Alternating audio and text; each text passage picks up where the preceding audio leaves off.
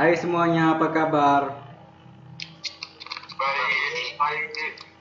Kalian ada Betul sekali ya. Saya kali ini membutuhkan kalian untuk memberitahukan informasi tentang Universitas Riau kepada saya. Bukannya kamu mahasiswa Undri? Kenapa kamu bertanya informasi tentang Undri? Selesai kamu paham dong. Iya, tapi jika saya bertanya dengan kalian, maka akan lebih detail dan lengkap dong. Oke, saya mulai. Universitas Riau yang disingkat UNRI adalah perguruan tinggi negeri di Pekanbaru, Indonesia yang berdiri pada tanggal 25 September tahun 1962. UNRI memiliki 10 fakultas dan lebih dari 100 jurusan yang terjamin kualitas dan fasilitasnya. Dan UNRI merupakan kampus terbesar nomor 2 di Indonesia.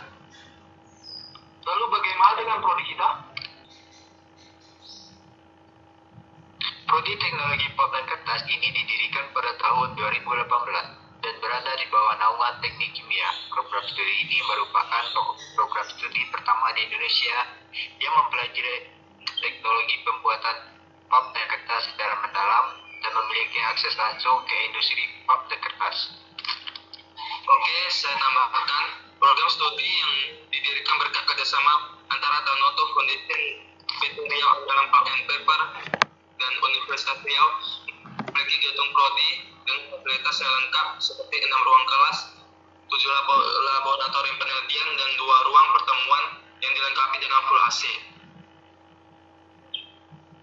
Program studi pap dan kertas adalah program studi vokasi atau diploma yang mempelajari tentang proses pembuatan pap atau bubur kertas, bahan setengah jadi, menjadi hasil akhir berupa kertas atau proses pembuatan keduanya secara terpisah, baik dari segi keteknikan maupun segi aplikasi operasional. pada angkatan 2019, kami terbagi menjadi 2 kelas, yaitu kelas A dan B. Pengajaran materi juga mendapatkan bantuan tenaga pengajar dari PT RAPP. Oke, sudah cukup. Terima kasih semuanya. Oke, sekarang giliran saya yang nanya, apa sih itu biopolimer? Biopolimer adalah polimer biodegradable alami yang diakumulasikan oleh mikroorganisme. Oke, thanks ya Julius. Kamu bertanya untuk tugas teknologi biopolimer dan turunannya ya, Ki? Iya. Oke, kalau gitu aku dulu ya, ada kesibukan yang harus kerjakan. Oke. Ini masih ada yang mau kutanyakan, apa perbedaan natural fiber dengan man-made fiber ya? Natural fiber adalah serat yang kita dapatkan dari alam yang dikenal sebagai serat alami, sedangkan man-made fiber adalah serat yang dibuat dengan sistem regenerasi yang dikenal sebagai serat buatan. Saya tambahkan ya, Ki, natural fiber itu dikenal dengan jumlah berat molekul tidak terbatas, dan man-made fiber dikenal dengan jumlah berat molekul terbatas. Kalau saya nggak salah, saya pernah baca kalau natural fiber itu seratnya lebih nyaman dipakai, man-made fiber serat buatan manusia tidak nyaman dipakai gitu. Oke, sudah ke Ricky? Belum sih, masih kurang satu. Itu pada natural fiber pemintalan tidak perlu spinneret, sementara man-made fiber perlu untuk di spinneret. Oke, saya akhiri dulu zoom-nya ya, soalnya aku sudah mau lanjutin tugas. Oke, Ki.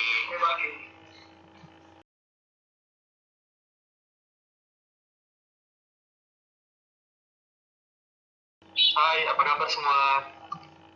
Hai, Apa kabar? apa kabar? Baik. Biasanya kamu teguh mengajak kami zoom duluan. Iya, nggak biasanya kamu ngajak zoom kami duluan, Gu. Iya, saya mau mengajak kalian semua untuk membeli dan memakai cassava bag, serta meminta tolong pada kalian agar turut menawarkan orang-orang di sekitar untuk memakai cassava bag agar ramah lingkungan. Oke bang, mungkin bang Rangga ya bang, tiba-tiba ngajak kalian memakai cassava bag itu dalam rangka program penjagaan lingkungan sih. Hah? Kalau nggak salah, Cassava merupakan salah satu produk dari turunan selulosa. Apakah itu benar? Ya, Cassava memiliki 1% biopolimer alami yang dapat dikomposkan dan dapat dikonsumsikan oleh mikroorganisme dalam tanah. Setahu saya bukan cassava, tetapi masih ada banyak lagi yang merupakan produk dari turunan selulosa biopolimer. Iya, contohnya biodegradable, laminating film, dan sedotan ramah lingkungan dari biji alpukat. Dan contoh lainnya itu ada nata de coco. Terus bagaimana penjelasan pada biodegradable laminating film dan sedotan ramah lingkungan dari biji alpukat sebagai produk dari turunan selulosa biopolimer, Bang Leki? Biodegradable laminating film untuk membungkus makanan, sandwich, bunga. Selain itu, biodegradable laminating film juga 100% biodegradable, ramah lingkungan dan berkelanjutan, terbuat dari sumber daya tanaman terbarukan. Sedotan ramah lingkungan dari biji alpukat merupakan produk sangat kuat dan cocok untuk makanan panas dan dingin. Produk ini adalah yang pertama dibuat dari sumber yang sepenuhnya terbarukan dan berkelanjutan.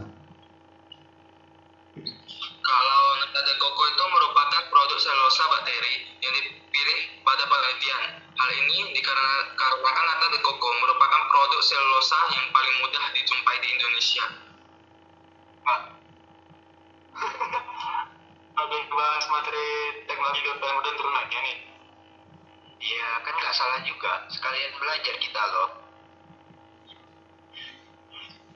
Iya, daripada kita bahas yang tidak berfaedah dan hanya membuang waktu, lebih baik kita belajar, ya kan? Iya, oke. Kita kan semalam ada masuk teknologi polimer dan turunannya, tapi aku tidak mencatat apa saja penjelasan milk spinning itu. Ini saya tahu, milk spinning adalah metode pembuatan yang disukai untuk ekstrak polimer. Polimer dilelehkan dan dipompa melalui snippet dengan banyak lubang, satu hingga dibuat. Kemudian setelah cair didinginkan dipadatkan dan dikumpulkan pada roda take up. Pegangan serat dalam keadaan cair dan padat menyediakan air rotasi dan lantai polimer di sepanjang sumbu erat. Polimer seperti poli dan nilon 6,6 meleleh berputar dalam volume tinggi. Oke, saya tambahkan kalau dry spinning itu merupakan pemintalan kering yang digunakan untuk membentuk serat polimer dan larutan. Polimer dilarutkan dalam pelarut yang mudah menguap, solusinya dipompa melalui spinneret dengan banyak lubang. Saat serat keluar dari spinneret, udara digunakan untuk menguapkan pelarut sehingga serat memantapkan dan dapat dikumpulkan pada roda take up. Selanjutnya, peregangan serat menyediakan orientasi rantai polimer di sepanjang sumber serat. Sebel asetat atau pelarut aseton adalah contoh polimer kering berputar secara komersial dan volume besar. Mantap, Bang. Kita kalau tidak salah ada juga diberikan materi jenis-jenis rayon. Rayon seperti reguler dan terus apa lagi ya? Iya, Bang, dan masih ada seperti high tenacity, low weight modulus, intermediate weight modulus, high weight modulus, high strength, dan high annihilation atau HSHE. Oke, Nes. Belum selesai, masih ada lagi, itu ada model atau high density, HWM, polysonic atau HWM and low swelling, OH, modified rayon, flame retardant, high absorbency, dan masih ada hollow rayons. Saya tambahkan ya, masih ada chromium, lyocell, dan terakhir selulosa asetat. Oke, terima kasih semua. Oke. Setelah kita membahas rayon, alangkah baiknya kita juga membahas proses pembuatan serat rayon viskos. Ya, itu merupakan ide yang bagus. Oke, bisa kita mulai.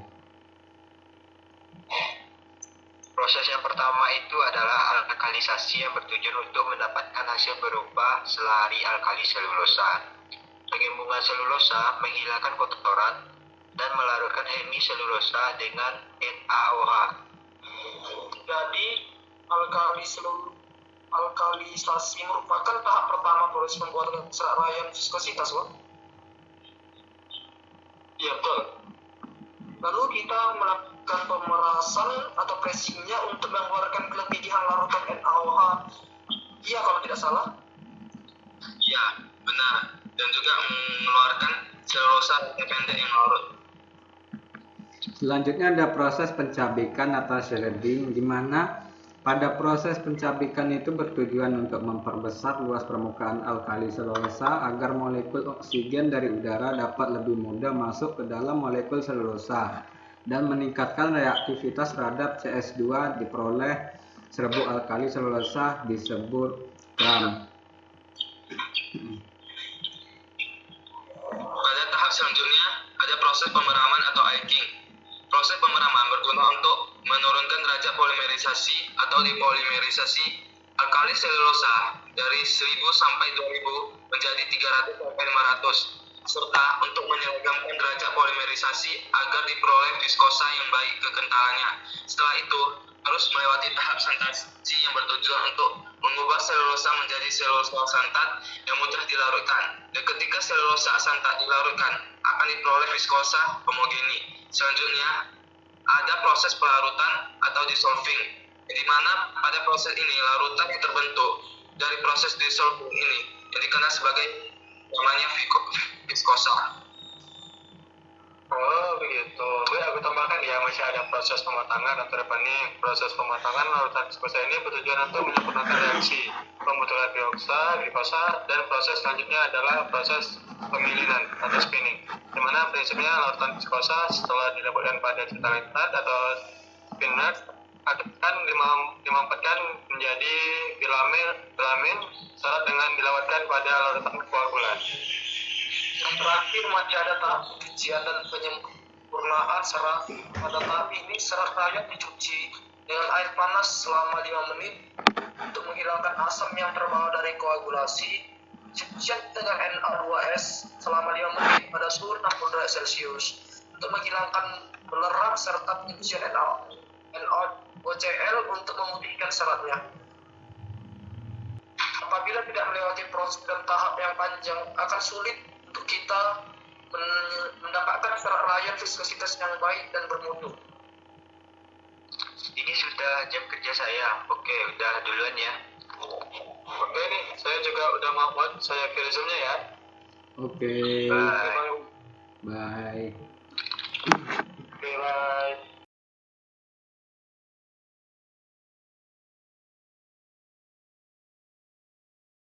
Apa kabar semua? Hai, apa kabar juga? Kenapa nih kamu mengajak kami Romi? Berdepan kita akan quest, jadi aku mengajak kalian untuk belajar bersama. Oh oke, boleh tuh. Kalian bisa mulai ya diskusinya.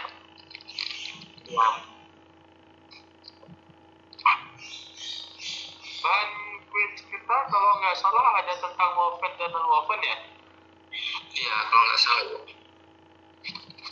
Jadi kalian tahu tidak apa itu pengertian woven? Woven adalah jenis struktur tulangan teknik tekstil yang berkelanjutan yang mengarah pada karakteristik yang sangat baik terhadap seperti kekuatan intra dan interlaminar yang lebih tinggi serta ketahanan terhadap kerusakan. Lalu bagaimana dengan teknik manufaktur non-woven? Itu kalau teknik manufaktur non-woven itu pada dasarnya adalah proses berkelanjutan di mana peletakan web dan ikatan web dilakukan oleh dua mesin yang berurutan. Proses pembentukan bukan terdiri dari dua angka dasar, yaitu pembentukan jaringan yang diikuti dengan pengikatan pembentukan web dalam produksi yang bukan kontributor penting dari kinerja produk penggunaan akhir. Ada 3 metode dasar pembentukan jaring: peletakan kering, bahan diletakkan, dan polimer diletakkan. Yang terakhir diklasifikasikan sebagai masih web, spray, dan lebakan web yang terutama berlaku untuk polimer sintetik. Ada 3 tipe dasar ikatan kimia: thermal dan mekanis. Jaringan serat alami dapat berhasil diikat dalam proses mekanis tanpa aditif polimer yang pengikat tambahan atau serat gas dibutuhkan untuk ikatan kimia ataupun thermal. Jadi proses nonwoven dilakukan oleh dua mesin ya? Aku pernah baca nih, kain woven pada prinsipnya kan diproduksi dengan metode penyaringan banyak isi dan luci, dan biasanya terdiri atas dua sedang jalinan atau roping untuk membentuk struktur dari kain tiga dimensi. Berjalan dengan sejajar dengan arah mesin, sementara pengisian berjalan dalam arah horizontal atau tegak lurus. Surat ikat yang sebagai untayan terus menerus selimut yang diletakkan ke bagian lembaran tipis, datar terus menerus yang didistribusikan dalam pola acak. Seluruh ini disatukan oleh pengikat resin, rekan atau dengan ikatan mekanis, biasanya dengan tegangan kompresi. Ini benar nggak? Lalu kalau bagaimana dengan komposit serat woven? Komposit serat woven tidak mudah dipengaruhi pemisahan antar lapisan karena susunan seratnya mengikat antar lapisan. Susunan serat memanjangnya yang tidak begitu lurus mengakibatkan kekuatan dan kekakuan melemah. Apa sih pengertian komposit itu? Komposit adalah material bentuk dari kombinasi dua atau lebih material, sehingga dihasilkan material komposit yang mempunyai sifat mekanik dan karakteristik yang berbeda dari material pembentuknya. Kalian tahu tidak, di dalam kain woven mengandung apa? Kain woven mengandung serat yang berorientasi setidaknya pada dua sumbu untuk memberikan kekuatan dan kekakuan yang besar. Komposit anyaman dikenal sebagai sistem yang kompleks yang memiliki fitur tambahan seperti interlace, gap spacing atau gap, interlace point, dan unit cell. Popularitas woven semakin hari semakin meningkat ya. Iya, itu dikarenakan prosesnya sederhana dan sifat mekaniknya yang dapat diterima dengan mudah. Jadi jangan heran, Julius. Ya. Kain nonwoven memiliki sifat mekanis. Adakah dari kalian yang tahu? Sifat mekanis kain nonwoven dan rakitan berserat sangat bergantung pada mikrostrukturnya. Susunan serat dalam rakitan sangat menentukan sifat mekanik kain.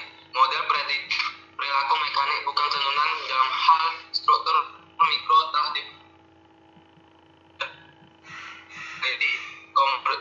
memodelkan kompresibilitas menggunakan teori kontak serta dalam pekerjaan lebih lanjut. Mereka meningkatkan modal mereka dengan memperkenalkan teori kontak serat yang dimodifikasi.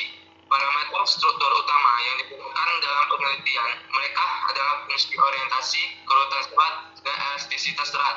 Pakar awalnya telah memodelkan kekakuan lentur dari kain berikat titik yang menggunakan properti serat, penyusun struktur mikro kain. Dalam pemodelan mikro mekanis rakitan berserat, parameter struktur bentuk dasar analisis. Berarti modulus dan kekuatan kain nonwoven apakah bergantung pada sifat fisik kertas? Modulus dan kekuatan kain bukan tenunan secara langsung bergantung hanya pada sifat fisik serat, tetapi juga ada susunan serat dalam kain. Misalnya orientasi serat, gabungan dan gesekan antara serat pada titik kontak. Sifat mekanik ini dapat berhubungan dengan sifat mikrostruktur dari kain bukan tenunan tersebut. Kalian tahu tidak bagaimana kain nonwoven itu dihasilkan? Kalau tidak salah, kain nonwoven dapat dihasilkan dari sekumpulan serat pendek atau filamen yang saling diikatkan membentuk struktur lembaran atau web dengan zat kimia khusus atau resin, mekanik, thermal, atau menggunakan pelarut. Bagaimana dengan sistem nonwovennya, Bang? Itu kalau mesin nonwoven dengan sistem ikatan mekanik antara lain adalah needle punch yang dapat menghasilkan produk tekstil dengan akan serat satu dengan yang lain dalam bentuk web dengan jarum-jarum yang bergerak naik turun atau ikatan mekanik. Proses pembuatan kain nonwoven dilakukan dengan berbagai variasi. Adakah dari kalian yang tahu? Proses pembuatan kain nonwoven tersebut dilakukan dengan 3 variasi.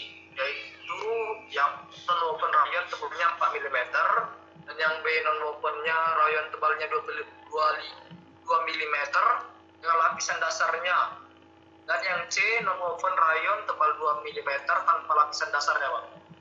Saya rasa diskusi kita sampai di sini saja ya. Tunggu sebentar, sebaiknya kita ambil terlebih dahulu kesimpulan dari materi biopolimer yang pernah kita diskusikan ini. Iya, itu ide yang bagus juga sih. Langsung saja lah kita mulai. Yang pertama itu biopolimer adalah polimer biodegradable alami yang diakumulasikan oleh mikroorganisme. Selanjutnya, natural fiber adalah serat yang kita dapatkan dari alam dikenal sebagai serat alami. Sedangkan man-made fiber adalah serat yang dibuat dengan sistem regenerasi dikenal sebagai serat buatan. Salah satu produk dari turunan selulose biopolimer adalah kasababek, biobridit, laminating film, dan sedotan ramah lingkungan serta dikoko. Matte spinning adalah metode pembuatan yang disukai untuk serat polimer. Polimer dilelehkan dan dipompa melalui spinneret dengan banyak lubang atau 1 hingga ribuan. Kemudian serat cair didinginkan, dipadatkan, dan dikumpulkan pada roda backup. Peregangan serat dalam keadaan cair dan padat menyediakan orientasi rantai polimer di sepanjang sumbu polimer seperti poli atau etilen, dan nilon 6,6 meleleh berputar dalam volume tinggi. Dry spinning itu merupakan pementalan kering yang digunakan untuk membentuk serat polimer dan larutan. Polimer ini dilarut dalam pelarut yang mudah menguap dan solusinya dipompa oleh spinneret dengan banyak lubang. Saat serat keluar dari spinneret, jarak digunakan untuk menguapkan pelarut sehingga serat memantapkan dan dapat dikumpulkan pada roda tektok. Selanjutnya peredaran serat menyediakan orientasi rantai polimer sepanjang sumbu serat. Selulosa asetat adalah contoh polimer yang kering yang berputar secara komersial dalam volume besar. Woven adalah jenis struktur tulangan teknik tekstil yang berkelanjutan yang mengarah pada karakteristik yang sangat baik seperti kekuatan intra dan interlaminar yang lebih tinggi serta ketahanan terhadap kerusakan. Teknik manufaktur woven pada dasarnya adalah proses berkelanjutan di mana pelekatan net dan ikatan net dilakukan oleh 2 mesin yang berurutan. Secara umum, proses pembutuhan bukan turunan di atas 2 langkah, itu pembutuhan jaringan diikuti dengan pengikatan. Pembutuhan web dalam produksi bukan turunan merupakan kontributor penting dari kinerja produk menggunakan akhir. Ada 3 metode dasar pembutuhan jaring diklasifikasi di formasi web, supply dan lelehan yang terutama berlaku untuk polimer sinetik. Ada 3 tipe dasar ikatan. Pertama ada kimia, termal, dan mekanis. Jaringan serat yang berhasil diikat dengan proses mekanis tanpa aditif. Polimer pengikat tambahan atau serat sinetis diperlukan untuk ikatan kimia atau termal. Komposit adalah material yang terbentuk dari kombinasi 2 atau lebih material hingga dihasilkan material yang sifat mekanik dan karakteristik yang berbeda dari material berbentuknya. Oke, aku rasa sudah cukup. Aku buat dulu dari video call-nya ya. Iya, soalnya mau maghrib nih, kami yang muslim mau sholat dulu. Oke, kami yang non muslim juga sudah mau on nih, sudah mau makan juga. Oke, semoga kuis yang kita laksanakan akan mendapatkan hasil yang memuaskan. Iya, Ya, amin. amin. Oke, sampai jumpa lagi. Sampai jumpa lagi.